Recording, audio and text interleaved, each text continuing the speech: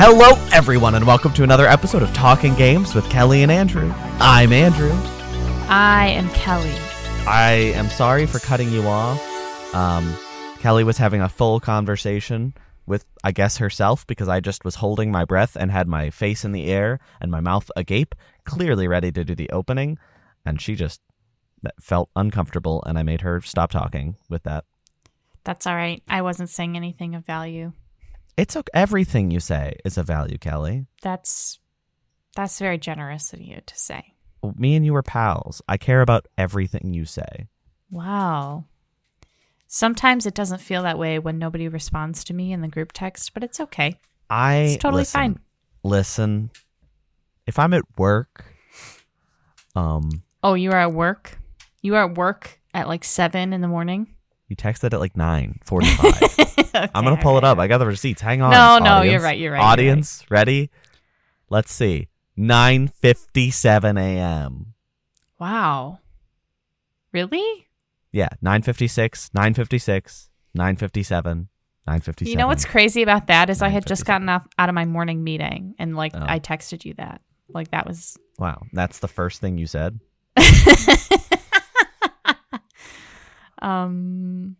We don't have to get into it. We were talking about illicit relations beheld by certain video game characters from Final Fantasy VII. Okay. Cat's out of the bag. Cat's out of the bag. I started this. Kate sits out of the bag. Kate sits out of the bag. Get it? Because he's a cat and he's from Final Fantasy VII. That's not the character we were talking about, though. No. We'll talk about the character we were talking about later in this episode.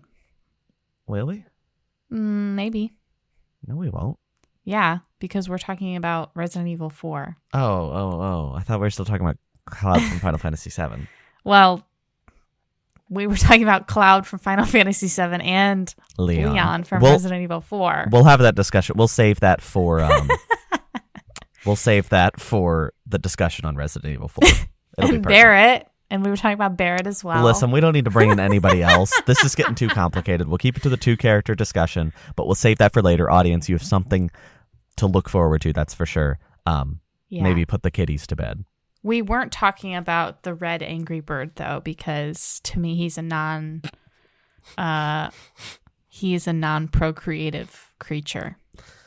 Also, why would we talk about the Angry Bird ever in 2023? Because... You know who makes Angry Birds is Rovio. And you know who just bought Rovio? Sega. You know, Sonic. Yeah. Dreamcast? Come on. This confused me a lot. This is one of the oddest acquisitions I think we've seen in this whole acquisition game. They okay, it's an all cash deal.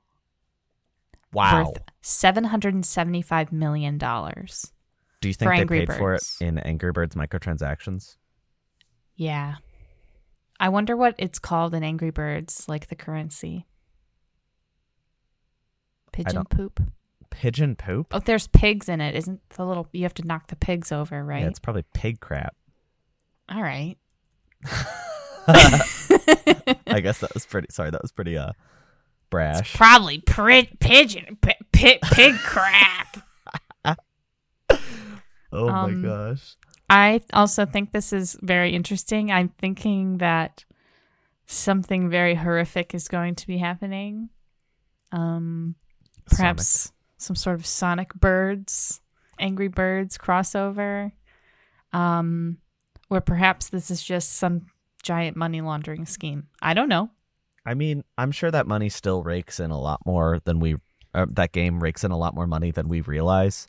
Like, nobody talks about Angry Birds, but I'm sure there's still a lot of Gmaws out there who play it. I don't know.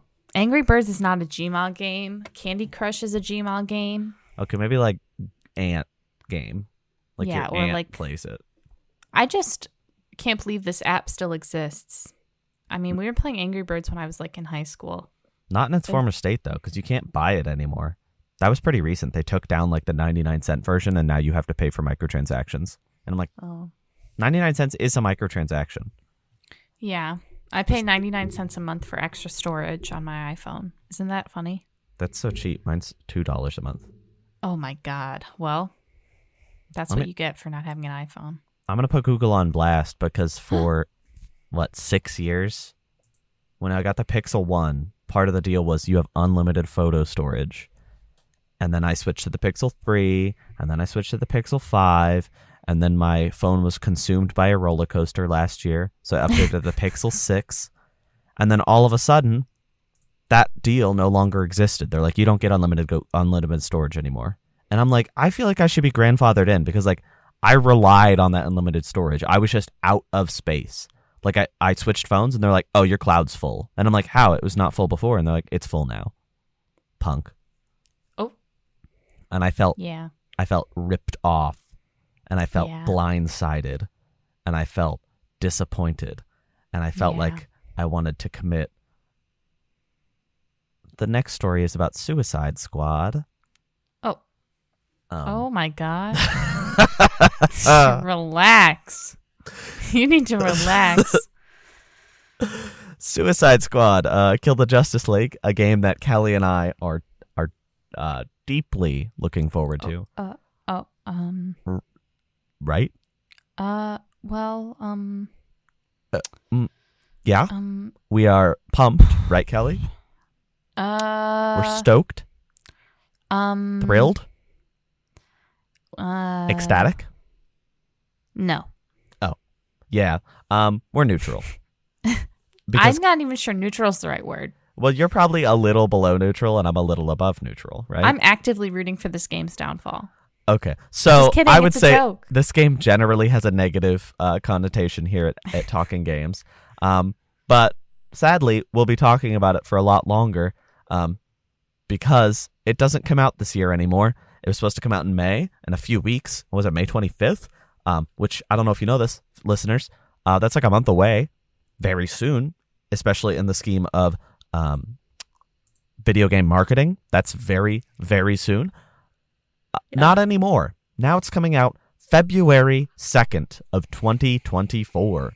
So mark it, folks. Suicide Squad's the first big 2024 release we know about. Wah, wah. That's rough. That's really bad. Yeah. And the worst part, it's just for quote-unquote polish. They're not even restructuring the game based on feedback. This is just to fix bugs. And I'm like, oh my God, it was a month away. How bad was it? Probably pretty bad.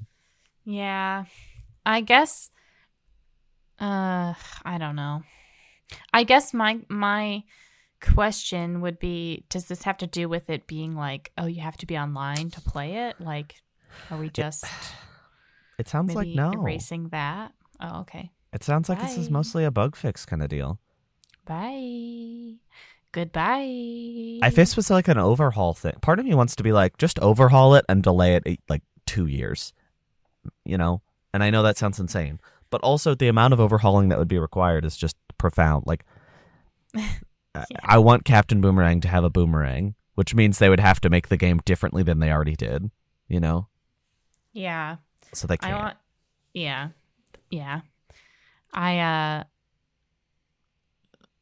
It is very odd to delay a game this late in the game, so to speak. Shut up. But it's not unheard of. I feel like this is happening more and more as we continue on through the future of video games. I think this happened with Cyberpunk, if I'm not mistaken. It got delayed a month out. Yeah, but it was delayed a few weeks, right? Yeah. And, this is a year. Yeah, this is exponentially different. This is, you know what this is similar to? What? Skull and Bones.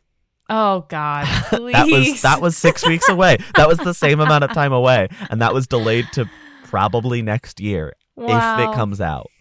Wow. And I don't think this game looks as stupid. Like, this isn't out of principle. It's not quite as bad, but there's a lot of parallel. Like, these train tracks they're running next to each other. They're running next to each other. That's all I'll say. Yeah, definitely. They're running and jumping. Like trains do. You know who else runs and jumps? Trains.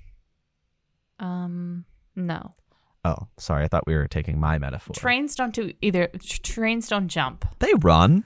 They run. They don't jump. They don't run on feet though. They don't. Yeah, they don't run they in run a on traditional. Mario and Luigi run because the next story is about the Mario movie. Just a little lifting the curtain for the audience here. Okay. The Mario movie is already in just like, I don't know, 10 days from this. Well, a little more than 10 days from this point. It's already the highest grossing video game movie ever with 500 million. Still not as much as you might purchase Rovio for,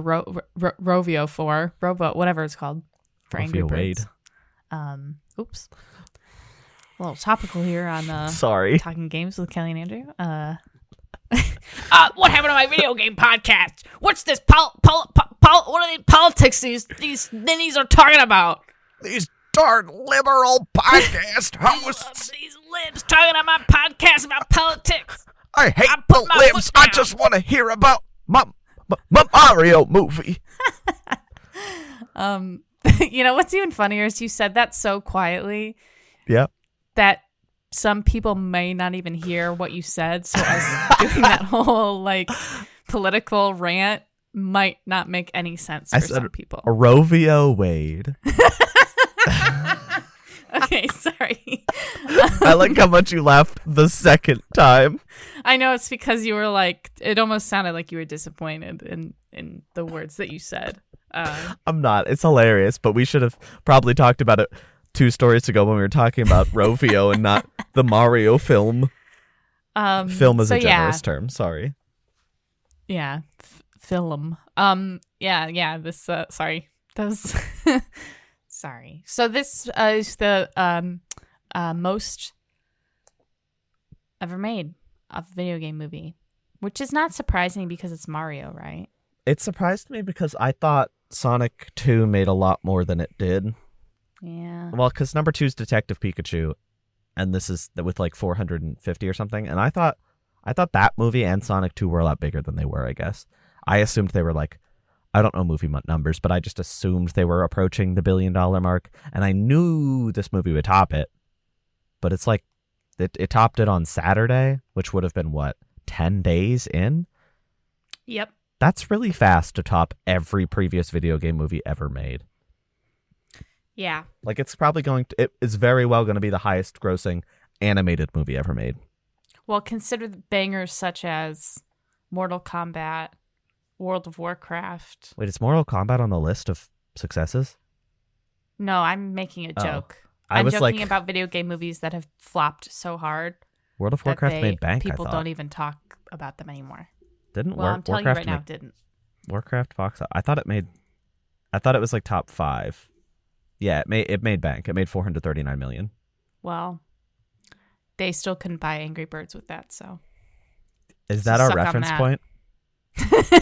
Well, $775 million is kind of a lot of money to pay for an app for a maker of a game whose game has not been popular in like 10 years. And that's being generous. They must be making money, though. Okay. Anyway, Warcraft is the second highest grossing video game film of all time. Film? I typed it Warifract. I said Warifract box office. And Google said, do you want to call 911? Oh. Are you having a stroke? Here are the symptoms. Oh. Face. But yeah, Warcraft walked so that Mario could run and jump. Warcraft walks. Oh. So Mario could trip and fall on his face. Trip and fall on a banana. So Mario could wahoo. Yeah. So he could do that. Wahoo! I don't know why I do that. Huh? Is that how you felt 4 days ago? Wahoo! When the final trailer. Oh my god! I didn't realize you were setting me up. Sorry, I feel bad because maybe you wanted to talk a little bit more about the Mario movie, but I don't. I'm kind of over I it. think we covered it in our really long review last week. Yeah. All I'll say, Poo, poo, wahoo! Oh, Um, sorry. You can mute me. No, I can't. I You don't can have that option. Bleep me out in the podcast. Oh. So me saying poo poo pee pee is no longer. Well, now you said it twice, and I am not going to make 2 edits in one episode. Kelly. Yeah. You are correct. 4 days ago, I did say, wahoo! Because Tears of the Kingdom, Wow. Legend of Zelda, new entry, got Wow. its final trailer. That's what we were doing. I'm assuming there will probably be a launch trailer as well, because this was called the final pre-launch trailer. But this is definitely the big one. This trailer finally contained a lot of story information. It contained story information. Maybe not a lot, but the first story information we've really had, we saw a lot of characters. I won't say all of them because maybe you want to be spoiler-free, and I'm mostly going to. But I'm going to assume if you listen to this podcast, you're at least a little on video game like Twitter or something. So you saw the reveal of Ganondorf. That was probably the biggest story revelation, is that we absolutely know for sure that it's Ganondorf. What? Nothing. Who are you thinking of? I'm thinking of Ganondorf. Are you not? Or are you just very excited? I'm very excited. Oh. Is I'm it because bursting at the seams. Is it because Ganondorf, 1, is sexy in this game, and 2, is played by famed sexy man Matt Mercer? Is that why you're excited? I Uh-huh. will not be taking any questions at this time. Okay. Can I ask one question? Yes. Wow, you really broke quick there. Oh! Oh my god. So I'm such a fool. You idiot. I only watched the trailer once because there is a lot of gameplay information packed into this little guy, this 4-minute trailer. So I didn't want to absorb it too heavily. I wanted to still maintain some level of surprise with the final game. And I'm sure even if you watch this a billion times, you'll still find surprises. But I didn't want to think too hard about all these mechanics. Most of them still stuck in my brain because they were so incredible, even at a flash. But I have listened to it like 24 times because the music's so good. I'm listening to it right now, but not watching it, just to be clear. But Kelly, what did you think of this trailer? Did it get you to go, wahoo, at least once? Yeah. I was wahooing like there was no tomorrow. Mm-hmm. A lot of parts of this game, like from what I've seen in this trailer, remind me of my favorite Zelda game, which is Twilight Princess. Mm-hmm. So if Tears of the Kingdom is emulating Twilight Princess in that way, I know we're not. You can't say emulate about a Nintendo product. I didn't mean it like that. It's a joke. It's a joke. I'm sorry, I didn't laugh, so the audience might have not known.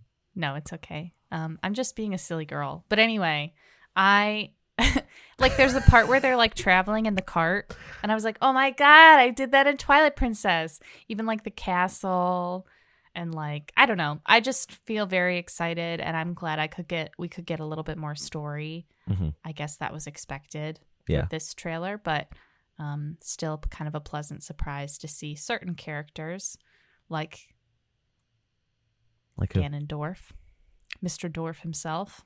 The Mr. Dorf, not Mummy Dorf, but real Ganondorf. I have many thoughts and many things to say, but I will not be saying them in a public forum. I will say I almost cried. Let's be honest here. I cried because of the saxophone in this trailer. I know it's just, I just think that sentence is funny. I understand what you're saying, and I understand the sentiment. I just think out of context, saying I cried because of the saxophone in this trailer is really funny. It is funny. Can I express my biggest concern with this trailer? Yes. I think it looks perfect. I think this game is going to be incredible. My big question is, will it recapture the magic as much as the first game? But my biggest concern from this trailer is that the music is profoundly good in this trailer. Like, seriously, some of the best trailer music, video game music I've ever heard. I'm not kidding about the saxophones. They are, ugh. Anyway, the 2017 Switch presentation trailer for Breath of the Wild was incredible. Similarly, I'd say this feels kind of like the equivalent of that trailer, and that trailer had some of the best music I've ever heard in a trailer, and that music was not in Breath of the Wild at all. So I pray that to all that is whole, I pray to Mr. Dorf himself that the music from this trailer is in Tears of the Kingdom, because it's just too good not to be. Please. Nintendo, I know you're listening because I said the word emulation earlier. They have a Google alert. There is one more thing. I like when Ganondorf screams and he goes like, ah! And I'm like, dang. Matt Mercer got them gurgles going. Yeah. Which I know a lot about. Because I listened to this trailer 24 times, not because I know a lot about gurgling Matt Mercer. Well, you would actually probably know a lot about gurgling Matt Mercer if you listened to thousands of hours of Critical Role like some of us have, but just kidding. I mean, I'm not, but for the sake of the viewer's perception of me, I'm just kidding. For the sake of the viewer's perception of me, the rest of this episode, I will be looping the sound of that Tears of the Kingdom trailer in the background. It's going to make me hype. I'm less focused on the gurgle and more focused on the sax. Saxy gurgle. Speaking of the sax, Kelly, before we get into what we talk about, shout out to friend of the show, Cameron Hoover. Ugh. Just kidding. Wow. It's a joke. I'm texting him right now. Like, literally right. Cameron. I just feel like it's funny because we always mention him. No, listen. And sometimes I think that a humbling can really do the job. I'm texting him right now. Oh, God. I'm referencing him on the podcast. Sorry, that's what I'm typing. It's really hard to type and say different things. What am I saying? Kelly, you talk while I type. Talk to the audience. Talk to the audience. There's a text message between me, Andrew, and friend of the show, Cameron. And Andrew is keeping him abreast of the things. Kelly's also texting. We are very confused right now. So I said don't listen to his lies and slander because I did and said no such thing, and you can't prove it except for when this episode comes out tomorrow. So there. So okay. Cameron, I apologize formally for making an ugh noise when I heard your name. I thought it would be a funny bit. Now I feel as though we've all taken it too far. And now I feel as though I have actually personally offended you, and I would like to apologize. I am so listening. Much has happened. I am learning. I am growing, and I am being silent and Hill too. Educating myself. Rovio Wade. I don't know why. What the hell happened to my video game podcast? They're talking all these politics again. I hate the liberals. I thought we were safe from those liberal lies. We got a bunch of gays on our podcast. I didn't sign up for the gays. You think you didn't sign up for the gays, but you're playing Tears of the Kingdom? Look at that twink. Yeah. Speaking of twinks. What did you play this week, Andrew? Cameron what did I play this texted week? me and you and asked who would win in a fight, Leon or Cloud, and we talked about it via text, but I'm bringing it onto the show. I said, well, Cloud is a demigod, and then Kelly said, well, Leon has a knife, and then I said, well, Cloud is a virgin. Which is just untrue, which is factually incorrect. Okay, but who's more likely to be one? Leon or Link? I'm listening to this. Leon or Cloud? Well, Link, definite. Well, I don't know. Mifa is just a different species, so I don't know how that works. Whoa. What about Sidon? How do you say his name? Sidon? I What don't. about I him? mean, what about him? We're I'm talking just about. saying maybe he's the reason that Link is not virginal. You And I think think you're that being pretty Sidon? heteronormative to say I that it was think Mipha. Sidon is older than Link. Okay. So how could he have birthed him? What? Birthed Wait, him? what do you made him? Conceived him? What? Wait. I'm saying that him and Link hooked up. What is Oh. what? You know what? You need to get locked up. I need thought to you go to were jail. saying Link and Mipha made Sidon. No.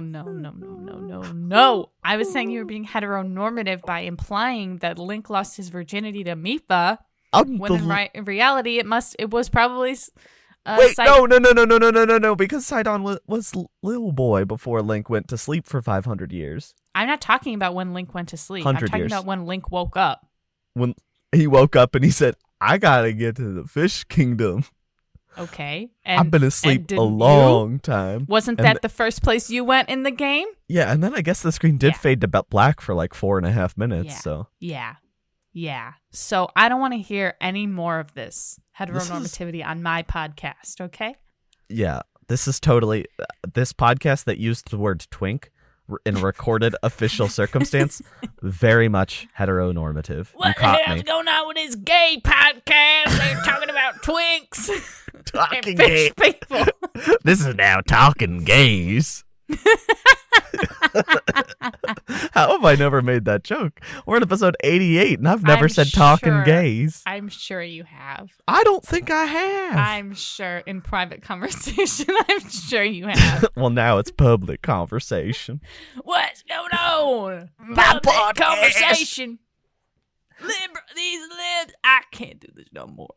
My podcast. It's actually starting to hurt my throat. I can't do that anymore. If So you I listen to this apologize. podcast and you sound like the voices we have just done, leave. We Whoa. don't want you. Only if you say the things Whoa. about liberals, though. If you say nice things about liberals, you're allowed to stay. Whoa. Whoa, Kelly. Whoa. If you say nice things about Leon being a twink, then you're allowed to Hey. stay. Listen, we should probably talk about the video game we've been playing.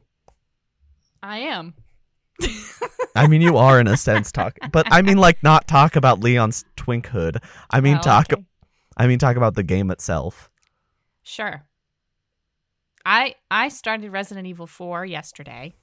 I I finished know. Resident Evil 4 yesterday. I know. I'm really late. I know you guys don't yell at me. I'm about 2 hours in. Having a ball. I'm having a good time. It's really, really enjoyable. It looks really, really nice. I'm not going to go too in depth because I know Andrew gave his first impressions like 2 weeks ago when it came out, 3 weeks ago, a month ago. Oh my God. 12 It was a long years. time ago. It's been a minute. Okay. I'm sorry. I haven't been playing any new video games. This is the first new video game I played in like months since Fire Emblem. So don't yell at me. But anyway.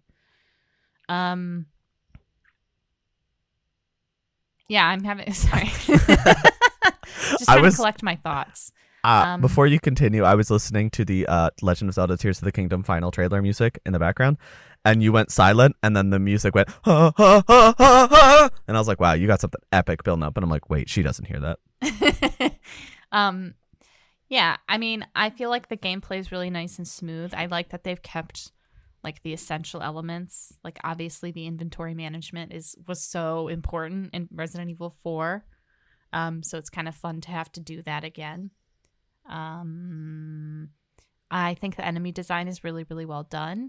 It looks great. Everything looks, I mean, I can't emphasize that enough. I'm playing on resolution mode because frames are relatively important to me, but I figured that I could at least get like a 60.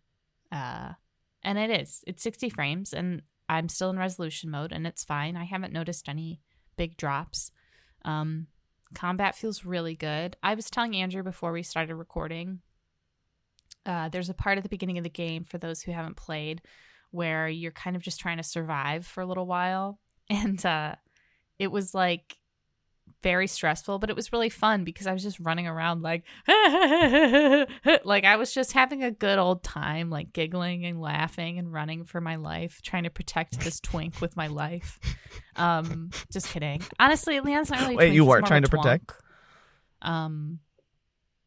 Yeah. But anyway, I'm having a good time. I think that it's just different from 2 and 3 remakes, even though I think 2 remake is really, really good. 3 remake is fine. I enjoyed myself when I played it.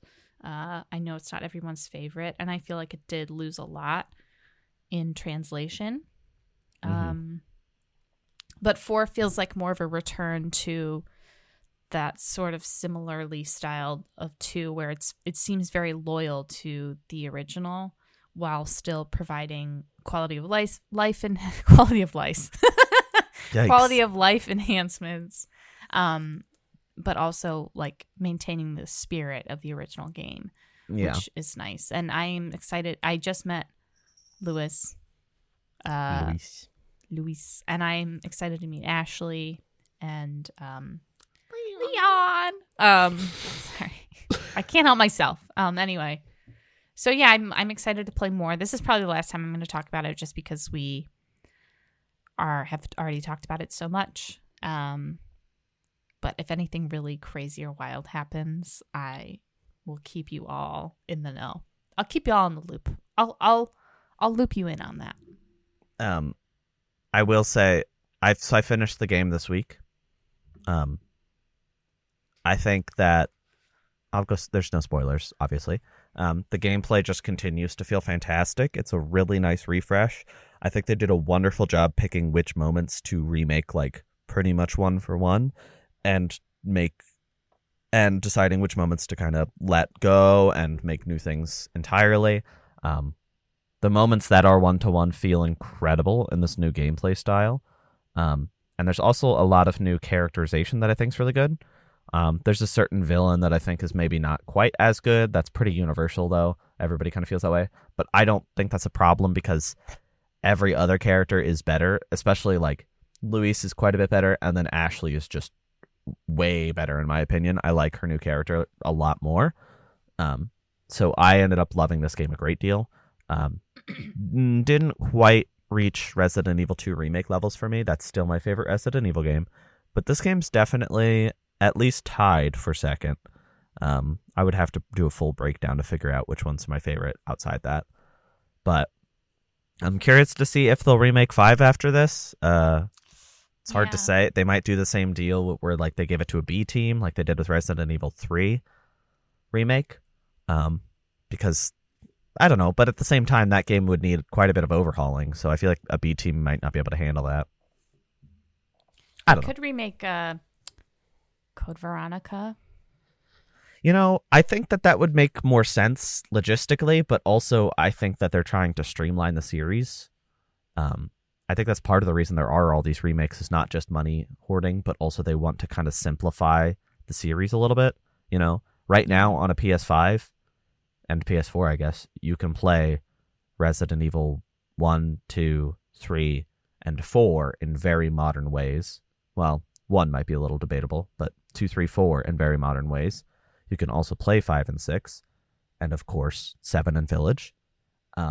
I feel like they might want to have like that modern formula applied to all the mainline games, and then kind of forget about all the spin-offs, because they're still making so many games. Resident Evil 7 was January of 2017, and since then we've had Resident Evil 7, Resident Evil 2 Remake, Resident Evil 3 Remake, Resident Evil Village, and now Resident Evil 4. They're making a lot of games. That's a lot. That's almost annual. They're like Pokemon. They're like Pokemon. Well, Pokemon. They're quite a bit better than Pokemon. But I played other games. Yeah? Yeah. Why don't you tell us about them? The one game I played was by a pretty little-known indie creator. If you've heard of Gunman Clive, it is the creator of that game. His name is Bertil Horberg. I hope I'm saying that correctly. He's from Sweden. He made a game called Mechstermination Force that is available on Switch, PlayStation, Steam. It is a boss rush sort of game. So the base goal is just fighting gigantic mechs in a side-scrolling shooting style, sort of akin to a Mega Man-like. I really liked Gunman Clive on the 3DS, so I thought I'd give this game a shot. It's on like crazy sale on Switch right now. It's like a couple dollars. So I definitely recommend checking it out. The combat was incredibly satisfying. The bosses are just the right level of difficult. Had great music. Visuals are sharp and like they're not super detailed, but they're colorful and they give you a very good idea of what you're dealing with. So you can always tell what you're supposed to be shooting at. The weak points are giant and red, so you can't miss them. I adored this game. I thought it was really cool. It's one of those games that I played handheld, which is really rare. I don't really like playing games handheld, but something about it. It's the same kind of effect Celeste had on me, where I oddly just preferred to play handheld. It's almost like I like to have a grip on the screen for like a hard platformer like that, I guess. Yeah. That's the dumbest thing I've ever said. No, I know what you're saying. Some things you just want to get a closer look at. I guess so. And like it would look bigger on my television, but it just felt like I needed to be holding it for it to make sense. Right.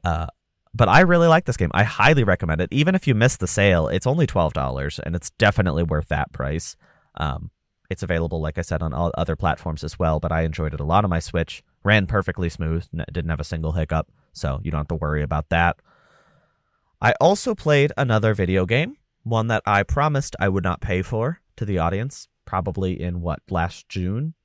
Yeah, when it was revealed. Last of Us Part 1. I still didn't pay for it. I got it at my library. But, I love Last of Us. I love the story of the first game, and I wanted to play Part 1. I just didn't want to pay $70 for it, so this was the perfect avenue for me to do so. To put it quite simply, a perfect video game that absolutely did not need a remake. I think the game holds up really well. There's definitely a lot more circumstance of video game logic than I kind of remembered. There's like the unlimited ammo parts feel very peculiar. Mild spoil. Well, I'll save that for the end. I think if you haven't played this game, this is probably the best way to do so. I prefer the PlayStation 4 remaster personally, because I think there's a lot more. When they made this game, they knew that they had limitations on facial animations, so they kind of compensated with that using body animations. So there's a lot of dramatic movements. And this game has the exact same animations, but they redid the face animation. So they'll be like doing pretty dramatic movements, but also have really intense facial animation. And I think there's kind of a clash there. It might also be just because I've played it like 10 times and it looks weird to me because it's just different. I definitely got used to it by the end, but at first it was very jarring and I didn't like how it looked. And I think the other thing is like, this is now graphically akin to Part 2, if not it's a bit better than that, I guess. But they still use like the camera angles for every cutscene that Part 1, the original Part 1, used. And that means that the incredible facial animations are rarely taken advantage of. In Part 2, there's tons of close-ups. The camera angles are deliberately used to show off the graphical prowess. And that game very regularly looks photorealistic. Like you look at it and you're like, whoa, that's a photograph. This game very rarely pulls that off because it uses the same camera angles that I assume were designed partially with the limitations of the PlayStation 3 graphical abilities in mind. So they kind of struggled in that sense, and I do wish that they had more freedom with this remake to maybe change up some camera angles. Obviously, they don't have to change the dialogue or anything. The story can be identical, but like simply having a close-up shot where they have a medium wide would be perfect for some scenes, Right. But that's just nitpicking. It's still a fantastic game. This is a perfect game, basically. It holds up incredibly well. The story is still incredible. I definitely will say now that I've played this again, I do prefer it over the show, but I also understood the appeal of the show even more playing this. And I also role-played as the show version of the characters in a sense. I did as little combat as possible. I walked by every combat encounter that I could, which, to my surprise, was a lot of them. I really assumed you had to fight the majority of opponents, but nope. I'd say it was probably about 50% of encounters you were able to at least partially just circumvent. Wow. Mild spoilers. I'll be non-specific, but if you know, you know. The hospital scene, you know, one of the most iconic scenes in that game, and definitely one of the most emphasized scenes in the television version. I decided when I started it, can I like not fight? Can I get through this thing without fighting anybody? To my surprise, yeah. I did not kill a single person in the entire hospital scene, aside from obviously cutscenes and a certain requirement. Yeah. But like as far like the actual combat where there's like probably like 50, there's several dozen opponents you're fighting. I didn't kill any of them. And it tonally changed the ending. Like the ending felt kind of weird without the extreme violence leading up to it. Do you know what? It doesn't feel like justified. Yeah, it's almost like the actions that Joel like does in the final cutscenes are like, whoa, where'd that come from? But if you played the game how they largely intended to, you'd be like, yeah, this makes sense. So that was a really interesting lens to play it in. I didn't expect it to make the game feel different. I just thought it would be a fun way to approach because, you know, we make jokes about how The Last of Us show has just no fighting in it at all. And the game obviously does because it has mechanics and it has to keep you entertained. But role-playing where, like, the tunnel on the way to the hospital, I didn't fight anybody. I literally, there was one person that was one infected that was in my path so directly that I was like, well, if I can't avoid him, that was it, though. And then the hospital itself, only cutscenes. So, color me impressed. But I did enjoy this remake. I still would not recommend paying for it until it's like $20. I think it's kind of a ripoff. You can play the PS4 version and have a wonderful time. I would say probably just as good a time, unless the accessibility settings are something you need to enjoy it, which I'd understand. But overall, positive impressions. Just, you know, unnecessary remake of a perfect game. It's a recent game. You know, it's 9 years old. Well, it'll be 10 years old soon, but. Wow, don't say that. It'll be 10 years old in what, 2 months? Ugh. Yeah, it came out in like June 30th or something of 2013. Yeah.